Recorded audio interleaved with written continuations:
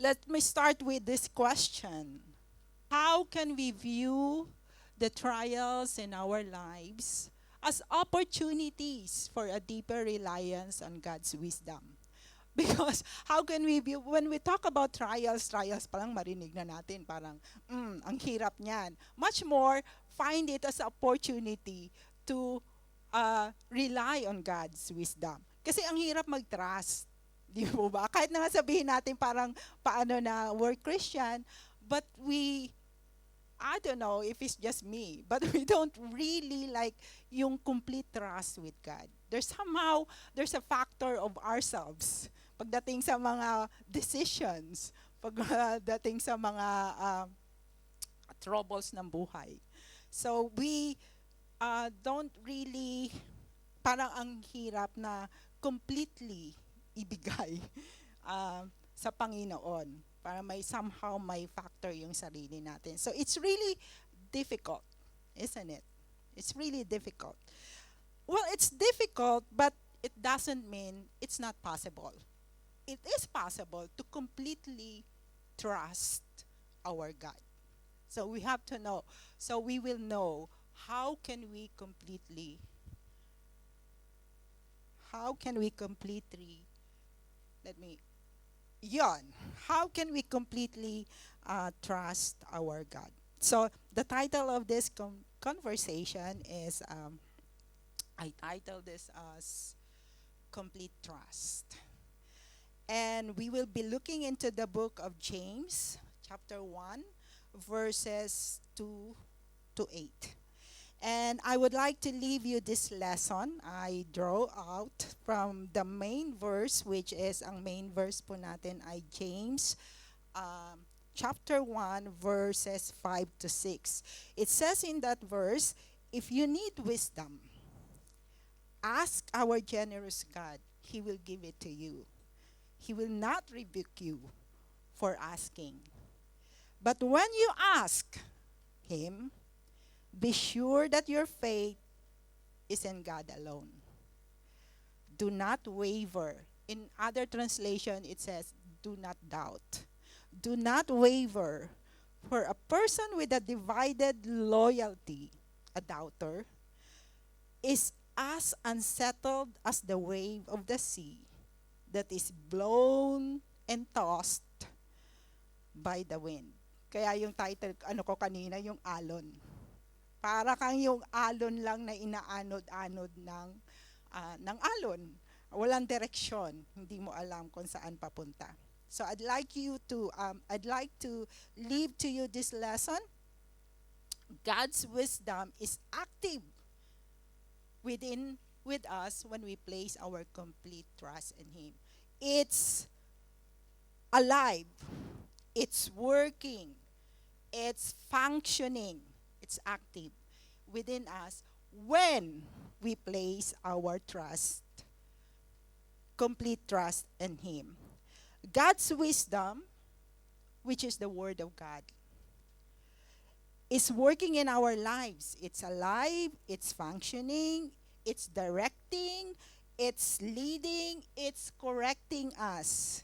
But only when we place our trust in God alone.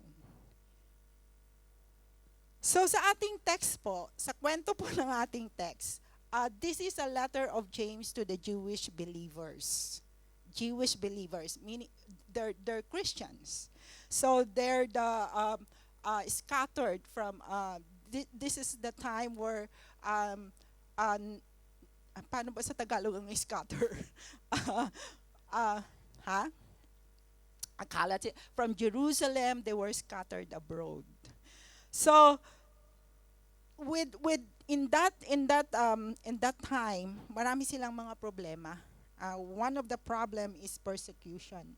Persecution from the Pharisees itself, the Jewish leaders, and at the same time from the Roman Empire.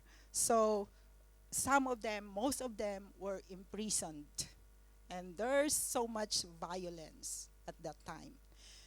Another problem is social discrimination. You know, in those times, early Christian will look down from converting from Jewish traditional belief to Christianity.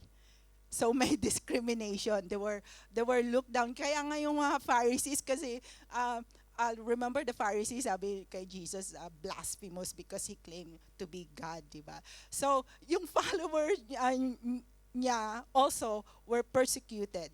Actually persecuted for following Jesus. So merong discrimination pag nalaman na Christian.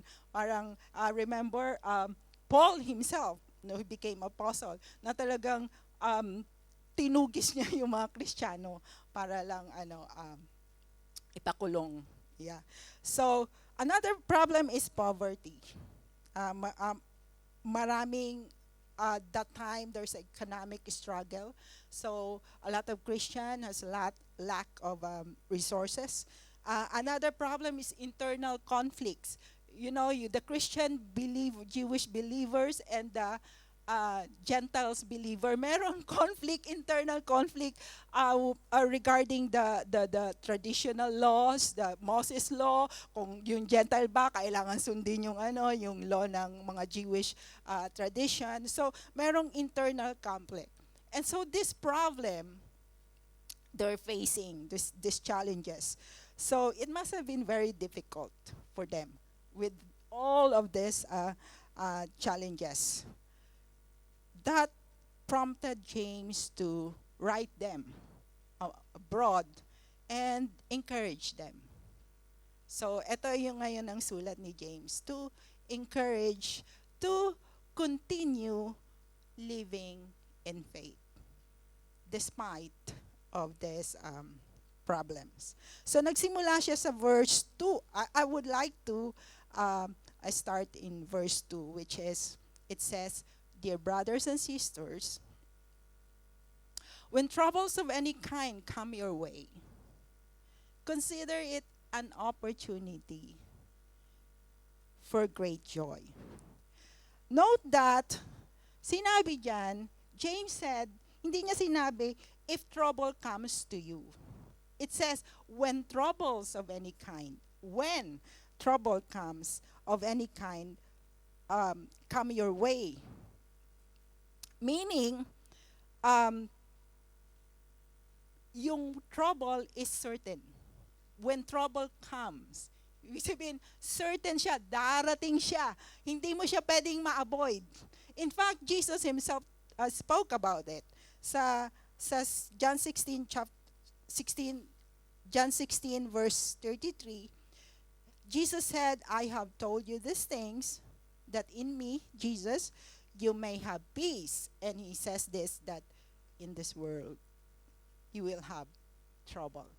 So, mismo kay Jesus, sabi niya, trouble is part of the life. Kung gusto kong i-paraphrase yan. Hindi natin pwedeng iwasan. It's coming. It's certain. Hindi lang natin alam kung kailan at iba-iba ang form niya. Iba-iba ang level ng pinagdadaanan natin. But it's part of our life. So, hindi natin pwede siyang iwasan. We cannot avoid them. And all of us is going through. Ngayon pa lang, nakikinig kayo sa akin, iniisip nyo na siguro, ano na yung troubles na pinagdadaanan ko ngayon. Ang dami. So, parang, meron na kayong naiisip. Hindi pwedeng sabihin na wala akong problema. I don't have a problem. Everyone has and have been through a problem. Walang makakapagsabi na, hindi ako nagkaroon ng problema. Never in my life. Hindi natin masasabi yon. Lahat tayo ay nagkakaroon ng problema. James said, sabi niya, consider it an opportunity for great joy. Mahirap yun pag may problema. Ano ang usual na respond natin pag may problema? Cry to death. Grumpy. Hindi mo makausap ng matino. Depende sa level ng problema. But James encouraged the believers. Remember, these are believers. Same as. if we know Jesus Christ, if we make Jesus Christ as our Lord and Saviors, we're following Him, so we're believers, we're Christ followers. Sabi ni James, despite of the troubles, consider it an opportunity for great joy. What is that? Why is that? It's kung i-paraphrase ko, sabi ni James, think about it as a chance for instead of sorrow but joy. Kasi usually when we have troubles, sorrow, parang kakambal niya na, di ba? Kakabit ng troubles is sorrow. Consider it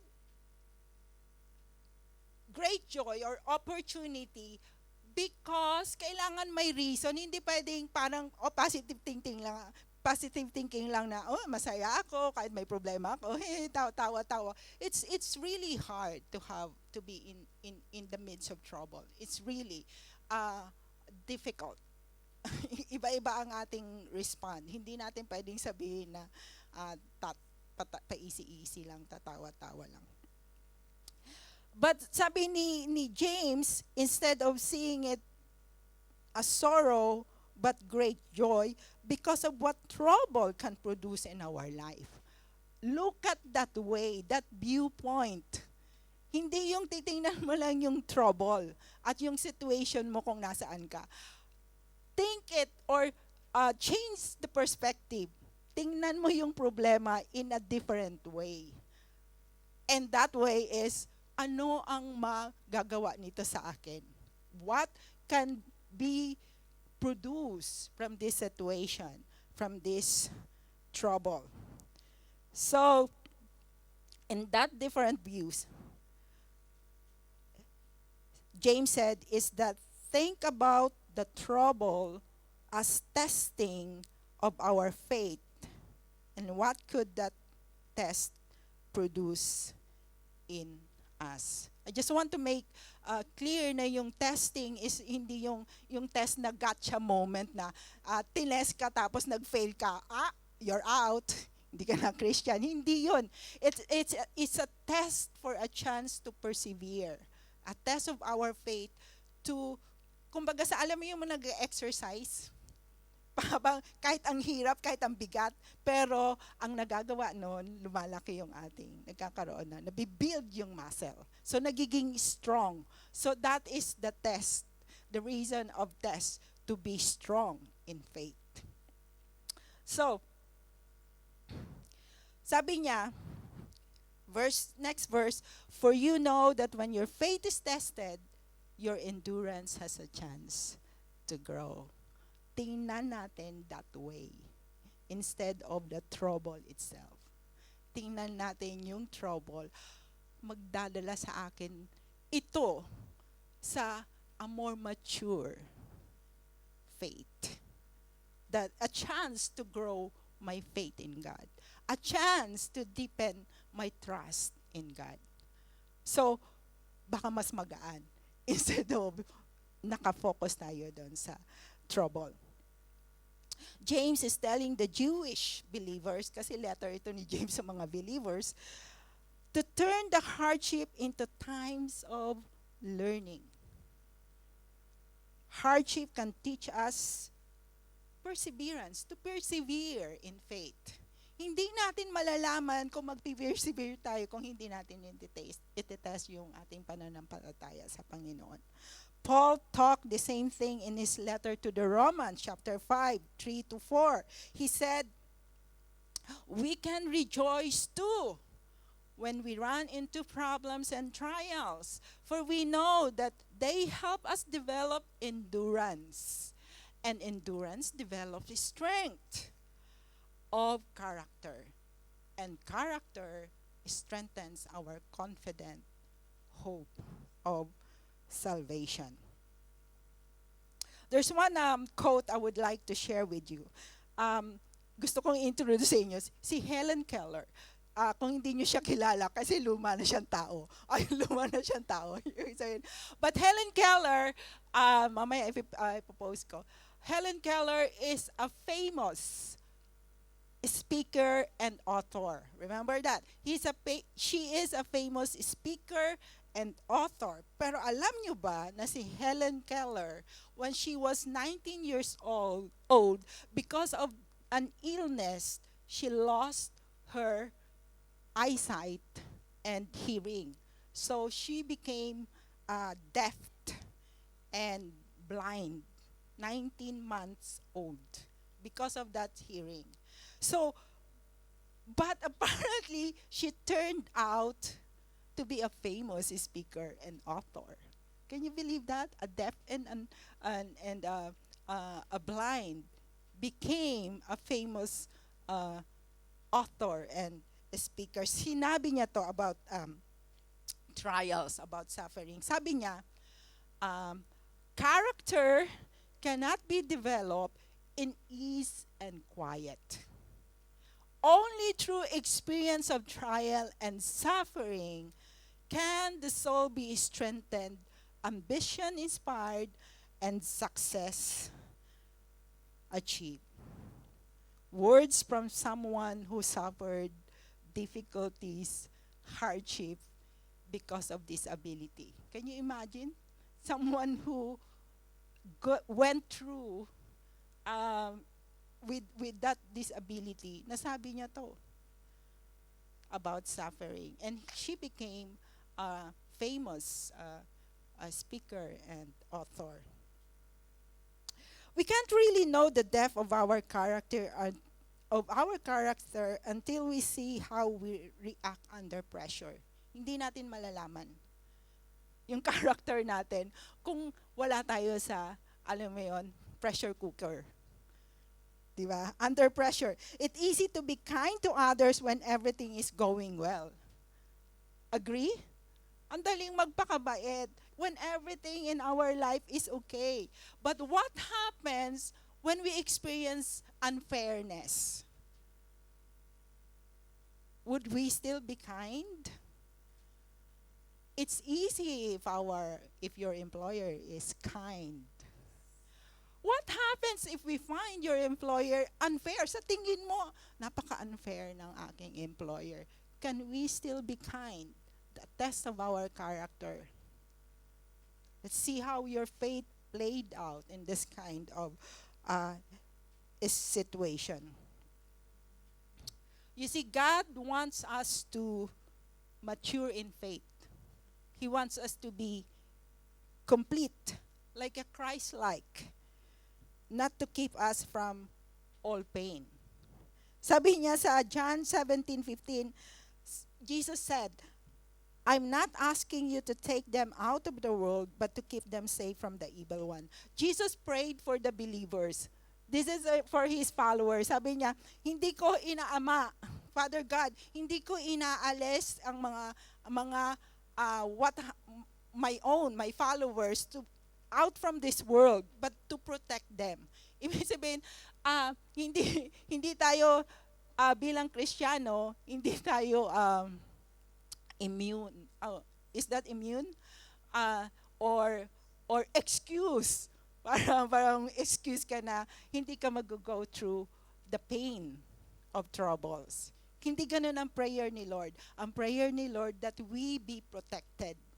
But hindi siya nag-pray na walang pain ng mga followers ko ha, walang problema ang followers ko ha, walang lahat laging masaya sila lagi until I come.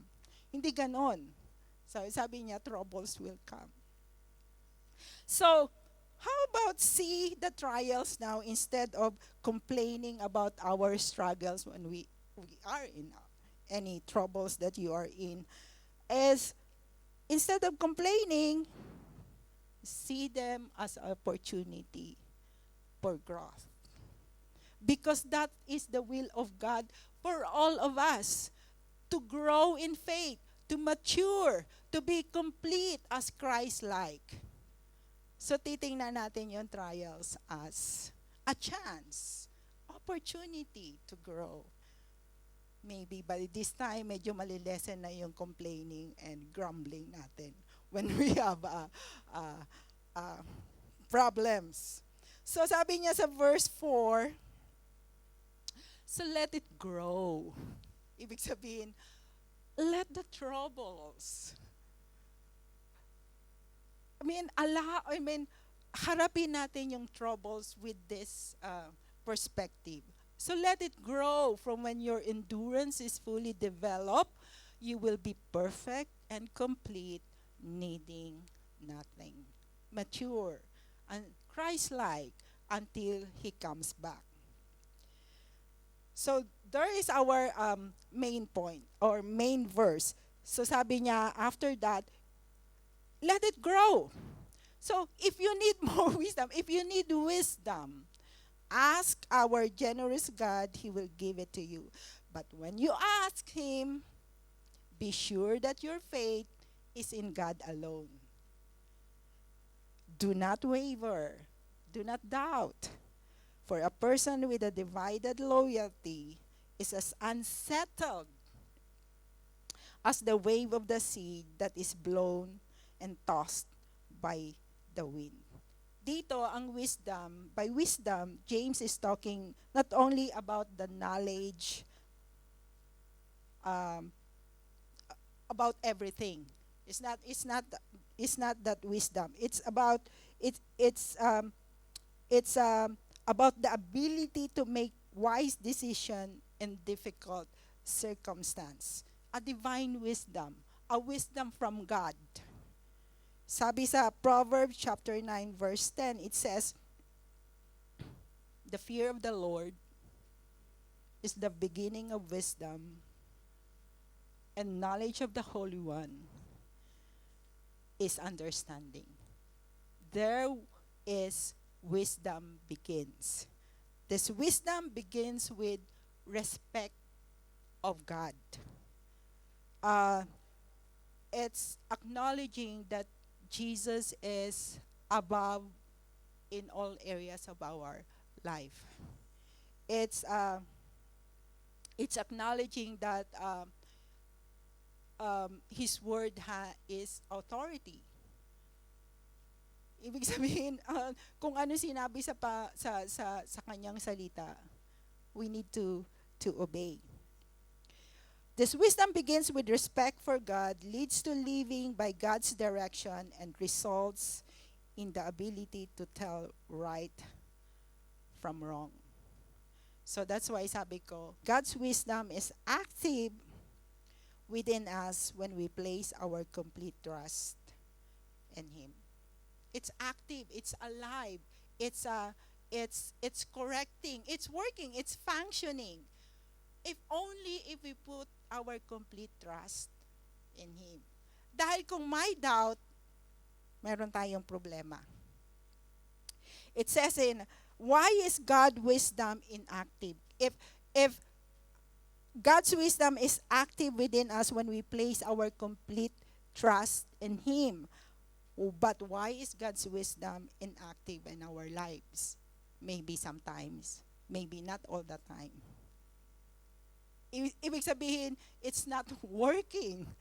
It's more of the time na we grieve the Holy Spirit. We don't allow the Holy Spirit function in our lives.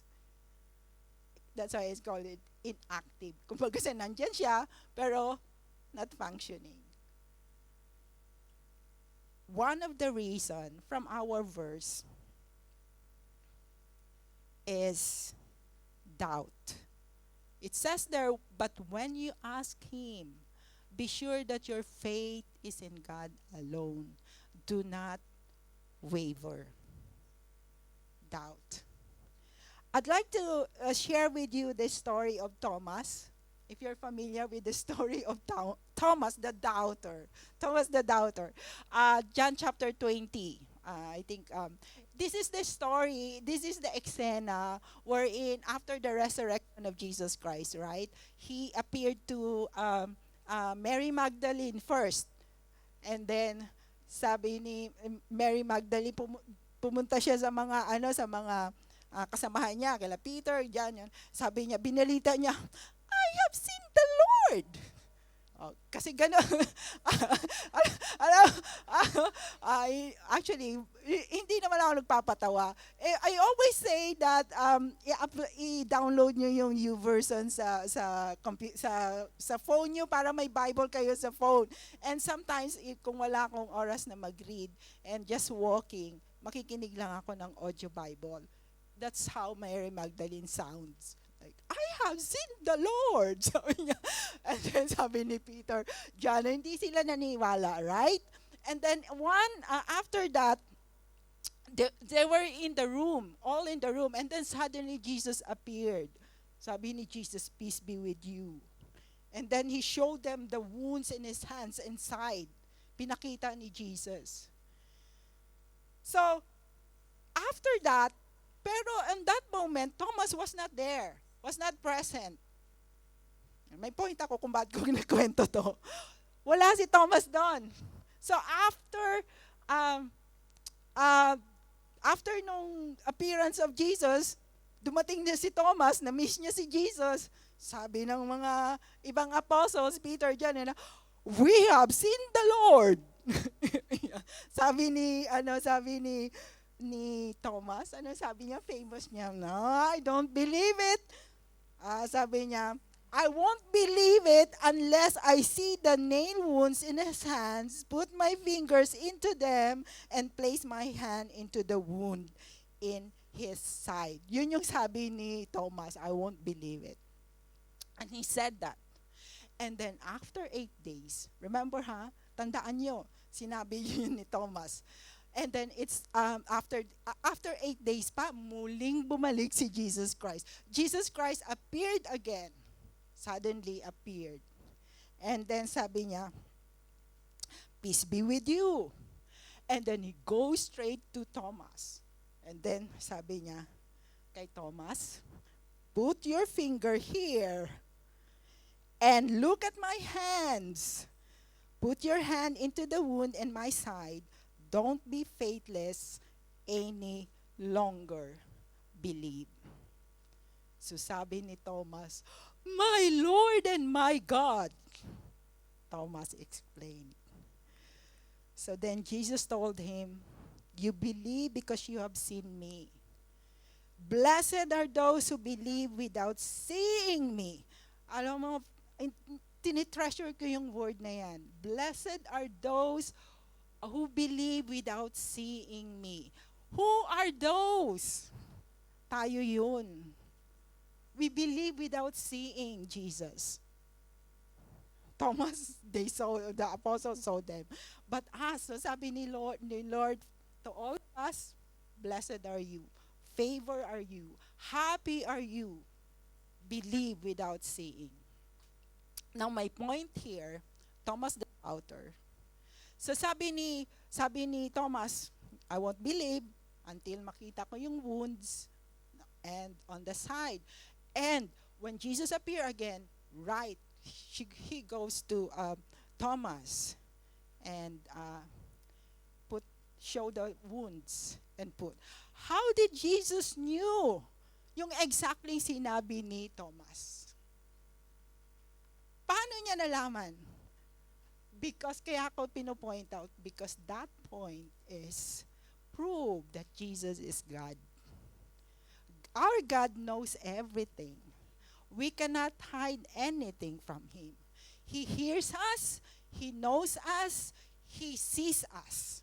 So kahit wala siya doon, nung sinabi yun ni Thomas, alam niya yung need ni Thomas. He knows the need of Thomas. And when He appeared, binigay niya kung ano yung need ni Thomas. The same way sa atin. Maybe we are having trouble. Well, be comforted. Have peace because God sees us. God hears us. And He knows what we are going through. Right? If you are in the discipleship classes, ito yung mga isa sa mga lessons or na hindi ko makakalimutan. The character of God. Character of God is omnipotent, omniscient, omnipresent. That means all-powerful, all-knowing, present everywhere. That is our God. So, He knows very well kung ano yung ating pinagdadaanan. So, God sees us, God hears us, so we can have confidence in His ability to help us. We can have confidence of what He said in His Word. But God does not grant every thoughtless or selfish request. Pwede nating ma-request lahat-lahat. So we must have confidence that God will align our desires with His purpose. Minsan may mga bagay tayo na gusto natin na hindi natin alam na mga kasama sa atin. But God knows. So we can trust Him na kung ano man yung desires natin, we can trust Him that He will align that to His purposes. That's why yung trials minsan masakit. Pero hindi natin makita yung purpose. But the purpose is for us a chance to grow in faith and to have this deeper trust in Jesus Christ. Kung sabi sa text, but when you ask Him, be sure that your faith is in God alone. Do not waver, for a person with a divided loyalty is unsettled as the wave of the sea that is blown and tossed by the wind. Naipipicture nyo ba kung ano yung sea wave? Kung hindi nyo ma-picture, pinadali ko na, meron akong video para makita nyo kung ano yung wave.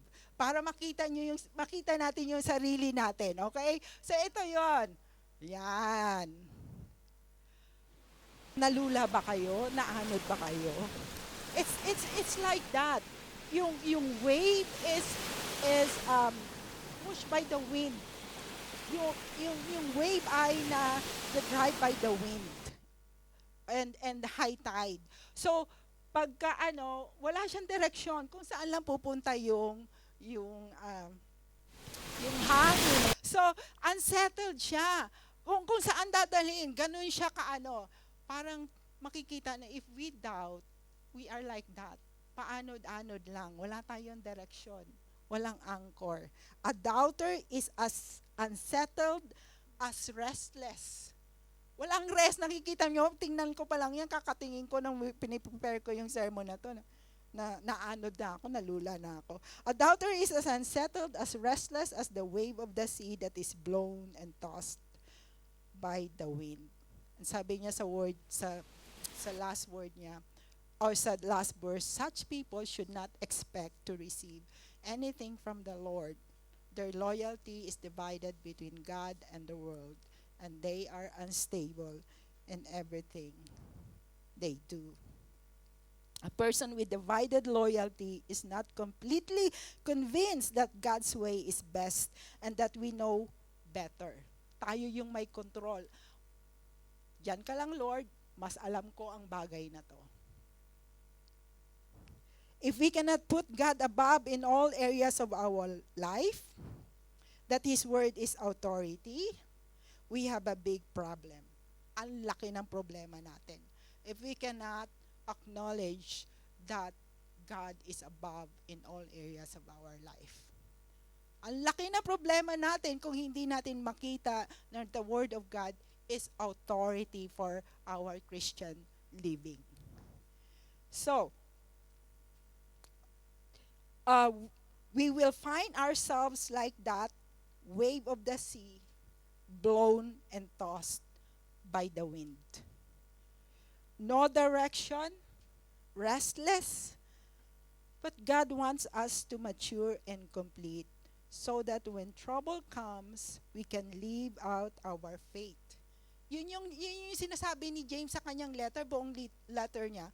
Ang main point niya is living by faith. Live out your faith. Kaya sinasabi niya na your faith is dead without works. Ibig sabihin, kung ang faith mo walang results, walang nakikita, dead, inactive. So it must be active. That is why James talked about in his latter part of his letter about controlling your tongue. What happens when you are in a situation that you are very angry? Sabi ni James, can you still live out your faith? Magkikita ba yung faith mo pag sa areas na yan? Controlling our tongue, doing the word and not just listening. Be quick to Listen, slow to anger. Do not judge, sabi ni James.